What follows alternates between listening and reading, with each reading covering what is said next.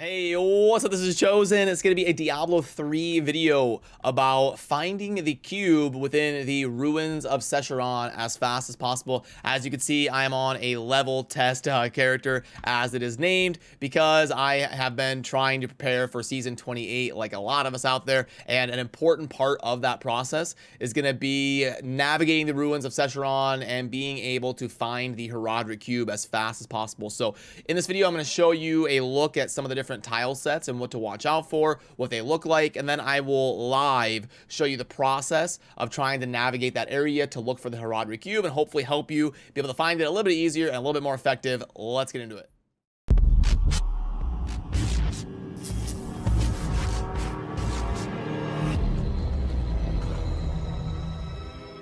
Alrighty, so first of all, I want to pull up a few tile sets that I was screen grabbing on the way to finding the Elder Sanctum, which that is going to be the first step. That's the most difficult, that is the most difficult spot to get to, is finding the next floor that we need to get to in order to find where the actual cube is, because when we spawn into the ruins of Sescheron, we do have to find that next area where the cube actually is. And I'll start here and I'll just kind of go in order from left to right, top to bottom. So this is going to be the waypoint where we spawn in, and what I like to do is hug the right wall over here until I can't anymore. So I want to kind of hug to the right and up, and the reason is sometimes you can see over here on the third map, I kind of hug the right, keep going right, and then you go right to the direction, so you can find it kind of right away heading there. And if you go in like this systematic reverse clock order way, you can find it more effectively without running past it and having to backtrack and stuff like that. So going back to map 1 right here, we hug it, okay, and then it's gonna kind of force us to go towards the left. And as we do that, we're gonna hit a corner, and that will tell us that it is not here. Once we hit like this hard north corner, then we know we have to go continue in the other direction. That wasn't long enough for us to hit another dead end, so we kind of keep hugging the outside wall, and then down here you can see that this is a dead end, so we would keep hugging the outside wall, and then eventually bang, there it is. Which, by the way, I will show you this live in game, so it's a little bit easier to kind of follow what I'm talking about. So again, on the next map, this is the waypoint. We're hugging the outer wall and going north and to the right, and then boom, you hit this hard corner, and that means it's time to drop down another direction. We're hugging the outside wall. We're trying to kind of get each corner in each direction, kind of north, west, south, and east. So we're hugging. We're gonna keep going in this other direction as long as it lets us. Now, once it expands like past here, once it like didn't end right here, I kind of know that it's in this direction. So you know, you keep going, and then boom, sure enough, it is there. Once it kind of loads that last tile, it's usually a pretty good indicator that it's there. I ran a bunch of these testing and trying to learn for talking in a video, and that is usually a decent indicator when it loads that last tile after you thought it was about time for it to dead end, which I'll kind of explain here in the run.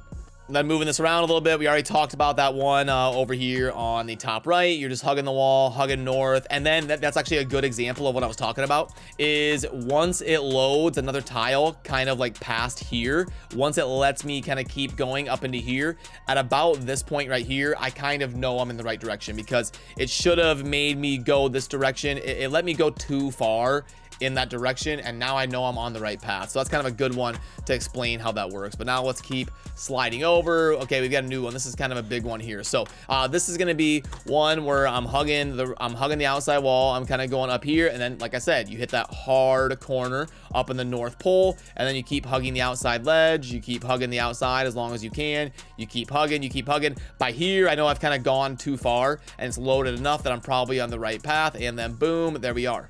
Then on the next one, you load in, you're hugging the top, and again, once it loads another tile past about right there, it's let me go too far in this direction, and boom, we know we're good in the first direction. Now, I really didn't see a bias in terms of the directions that it is.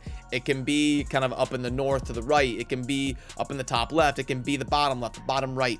It will kind of, in my experiences, it's a little bit too hard to predict exactly the bias of where it'll be. And then this one over on the far right is a good indicator that it can actually wrap all the way back around towards the waypoint, which I had heard some people say that they know that it can't. I've seen some people say, like, once you start wrapping back around, like, towards the waypoint, you know you should just turn around because it's not there, and that's actually not true. You can see that it's actually past the line here of straight up and down. It's actually to the right of the waypoint, which is exceedingly rare, but it can happen. So once I saw that it loaded another tile like past here, I knew that it's probably over here, and it was, but that's a good illustration that it can wrap all the way back behind the waypoint. And then this one right next to me is a pretty good illustration of you come in on the waypoint right here, you're hugging the north, and then this is where you kind of hit that corner where you typically have to go all the way down to the bottom left. But the reason we hug the outside wall is that it does actually let us go in that direction again. And again, once it loads that new tile, you kind of know you're on the right track, and then boom, there we go. So now let's head on to the game. I think we understand the gist of what I'm talking about here. I don't want to bore you with these maps and drawing on them. So let's head into game, and I'll show you a new game and how I would kind of go about looking for the Elder Sanctum to find the cube. And then when we get to the Elder Sanctum, what that means for finding the cube as fast as possible on floor 2. Okay, so I'm actually going to switch to a character that's faster, just so I can kind of get through the video quicker for you and all that. So I'll switch to a more built-up hero, and that way we can move a little bit faster while I'm showing you these things. So there we go. I want to start on normal. It doesn't really matter. I'm not trying to show you a farming build or anything. We're just going to be navigating maps and kind of explaining these different tile sets to you. So, okay, obviously, you know, at the start of the season, when you're preparing to go look for the cube in Ruins of Sescheron, you would hit M, you right click, you click on the number 3, and then up at the top right, you have got the Ruins of Sescheron. And now this is where you're going to load in, typically towards the far east of the tile set, and then you are going to hug this top wall. You're going to hug this, and you're going to head up to the kind of the top left, and you're always going to be hugging the outside of the map. And we're just going to hug this outside and head north and to the left as much as it will let us. I've noticed that, so that tile set right there is always a dead end. So right here, it's going to dead end. Yep. So I just did it enough to know that's not going to expand, just kind of that little outcropping on the wall. But you're going to kind of head north and to your character's left while hugging this outside wall. And it's going to kind of get to a point pretty soon here where it's going to force us in another direction, or else we know we're kind of on to something.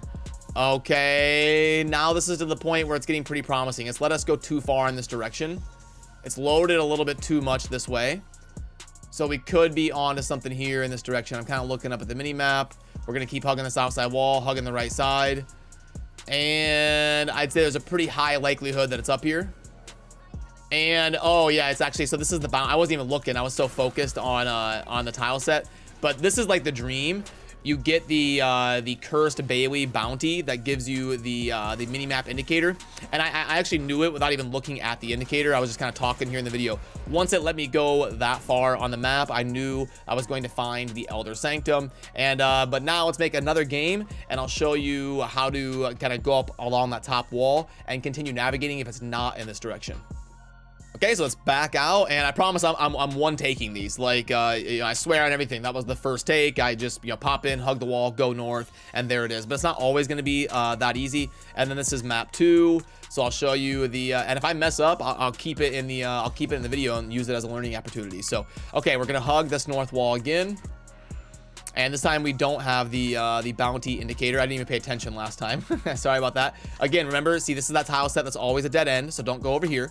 See, I'll poke over there and show you. Yep, so that usually won't be fully illuminated, but don't go back that direction. It's always a dead end right there. We're gonna hug this north side. And we won't have indicators this time, so let's see if it lets us go. Okay, so that's not promising for it being in this direction because it already kind of stopped us heading to the right. That means we're probably gonna hit that north pole where it's a hard stop at some point. That's not quite right there. Now, if this really opens up as we go, okay, we're back in business. Okay, it loaded another tile up here. Okay, so it might be up here. It did load another tile. We're gonna keep hugging the outside wall, remember? And yeah, I'm actually pretty confident it's gonna be over here because it loaded another tile after that.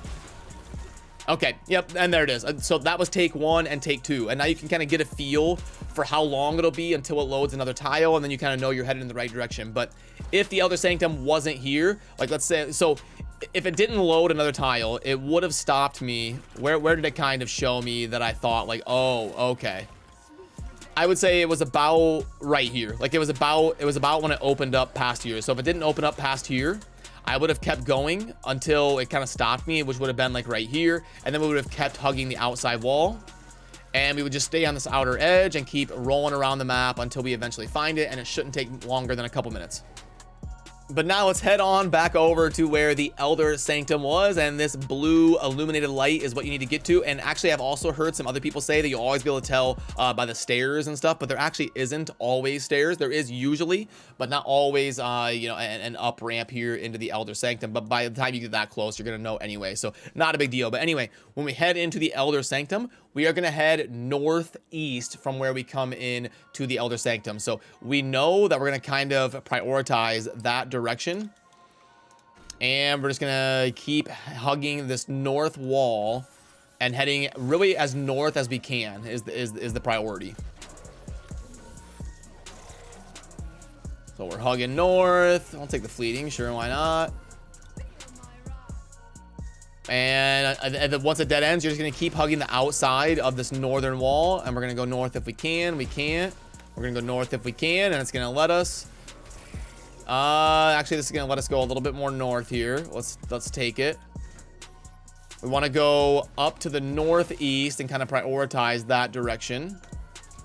Okay, we're doing good. We're doing good. And there it is. Okay, so, yep. There we go. One shot, one take. We found the Sanctum in about a minute or two each time, and then we were able to just go northeast and find the cube. Now, when you get here, you are going to want to bring the other people in your party. If you're playing with friends, you do not want to come up here and click on the cube. Otherwise, you will activate it and you'll have to find it again for your friends, or they will have to find it again. They won't be able to get the benefit of playing with you. So this will be the point where you call in your friends at the start of the season, you click on the cube, and then boom, all of you have it.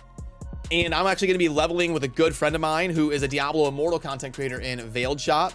And we're actually theory crafting a way just to try to min-max where he goes off and power levels while I get the cube ready and level myself on the way. And then I'm sitting at the cube. And then as soon as he hits level 18, boom, he comes. We both grab the cube and then we get gems. We're kind of theory crafting different ways to be optimal. But hopefully this helped you find the cube a little bit faster. Just a quick refresher course. I'll pull up the maps for you one more time here to wrap up. So this one right here in the middle, I'm going to use a little bit of a different one than you saw in the video. Again, you come in on the waypoint, you go up, you prioritize that north wall, and you head kind of north and to the right, and then eventually you'll either find it like up in here, or you'll hit a hard stop, and you keep hugging the outer edge.